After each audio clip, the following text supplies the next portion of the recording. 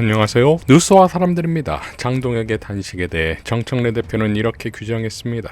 뻔뻔하게 청와대 오찬에는 불참하면서 그날 영수회담을 요구하고 있으니 기가 막힐 노릇입니다.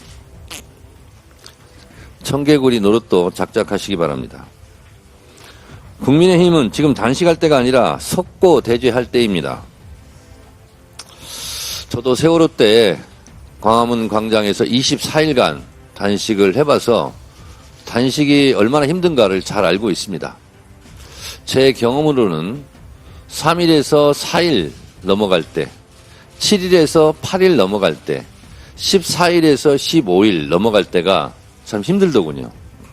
장동혁 대표님 많이 힘드실 텐데 명분 없는 단식은 얼른 중단하시기 바랍니다. 건강이 최고입니다. 밥 먹고 싸우세요. 자, 이러니 장동혁의 단식이 어디 민주당의 통합이나 하겠습니까?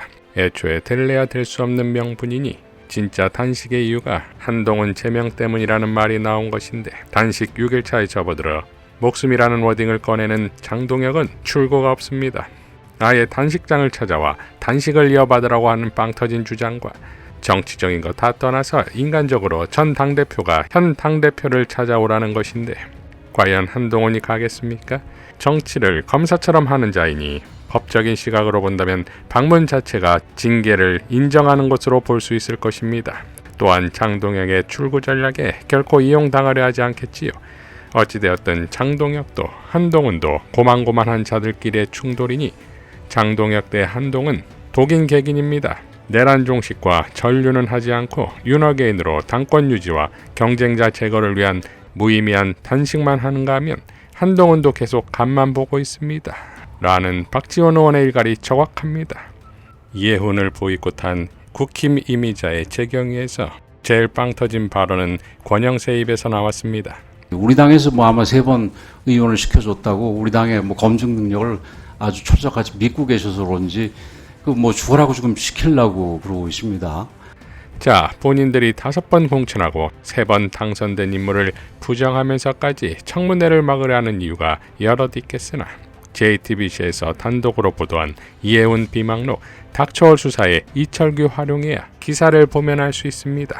이해훈이 쓴 2017년 비망록에 자신의 금품수수 의혹 수사에 경찰 출신의 이철규를 활용해야 한다고 적혀 있다는 것이고 결국 이 사건은 경찰이 불구속 기소 의견 송치, 검찰 무혐의로 결론 났습니다. JTBC의 단독 국힘 당원 가입, 신천지 명단 파일 입수, 최소 5만 명 입당도 국힘에게는 핵폭탄이지요. 이러니 국힘의 대응은 장동혁 단식이 끝날 때까지 상임 및 전면 보이콧이랍니다. 대한민국에서 국힘이라는 세력은 반드시 사라질 것입니다.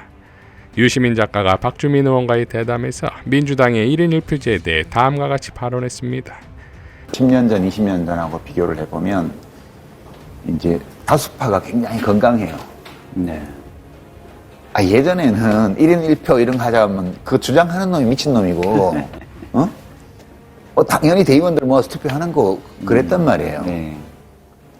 그런데 그때는 이런 당원 주권이나 이런 걸 얘기하는 사람이 극소수였고 압도적 다수는 자기 동네에서 전제군주처럼 하려는 사람들이 압도적 다수였어요, 민주당이.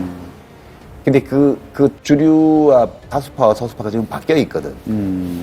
민주당은 이제 주류가 대체로 그런 직접 민주주의를 존중하고 당원 의사를 존중하고 그런 의사를 반영할 수 있는 절차를 도입하는데 찬성하고 이런 사람들이 다수고 네. 그렇지 않은 소수가 좀 있는 거예요. 얼마나 큰 발전이야.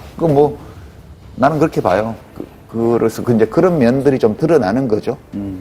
반면 최고위에서 이런 발언들이 나왔습니다.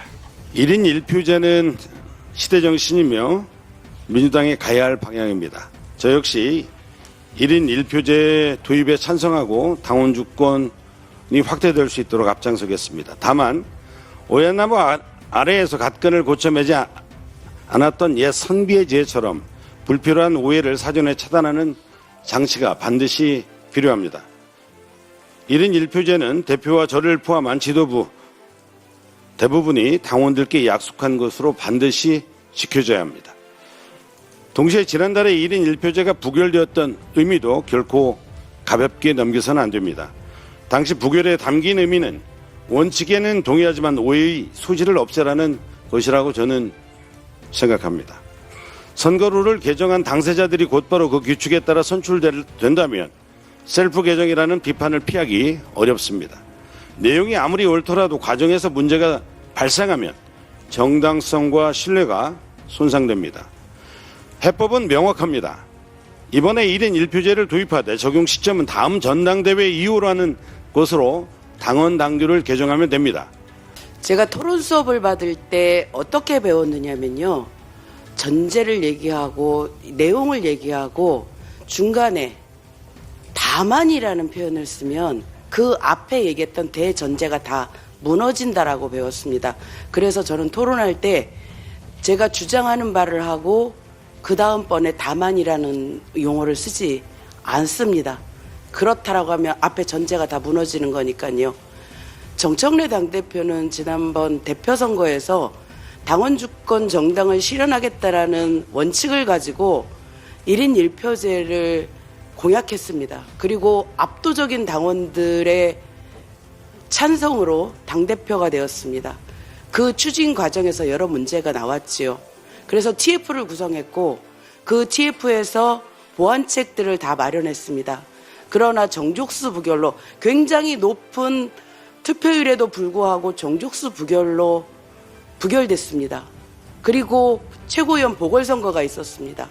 최고위원 보궐선거에서 4명, 5명의 후보들은 전적으로 당원 1인 1표제에 대해서 찬성을 했습니다. 그거라면 저는 총의가 모아졌다라고 생각을 한 겁니다. 그리고 전략지역에 대한 대안도 마련되었습니다. 최고위원의 지명직 최고위원을 전략지역의 인사로 우선 배정한다라고 하는 수정안까지 마련되었습니다. 이제 와서 다른 부차적인 이유로 이것을 다시 보류하거나 다시 문제를 삼는 것은 그동안 당원들에게 얘기했던 민주당의 약속을 저버리는 행위입니다. 당원 주권 시대를 향해 나가기 위해 1인 1표제는 헌법상, 당헌상 너무나 당연한 원리이기 때문입니다. 이제 민주당은 당원들의 요구에 따르는 당원 주권 정당으로 즉시 곧 반드시 나가야 합니다. 일각에서 해당 행위 운운하면서 입틀막 하는 것은 민주주의의 정신을 저버리는 것이고요. 이것은 저는 당대표의 뜻도 아닐 거라고 믿습니다. 우리 당직자들도 괜한 오해를 유발하지 않도록 유의해 주시기 바라고요. 어쨌든 활발한 토론 끝에 현명한 결과가 있을 것이다 생각하고 너무 민감하게 이 문제들을 가지고 이렇게 날카롭게 하지 않았으면 좋겠습니다. 김병기가 자진 탈당했고 우상호도 청와대를 떠났고 원내대표 최고위도 완편되었고 그러니 이제 오롯이 정청래 대표의 시간이자 책임이 되었습니다.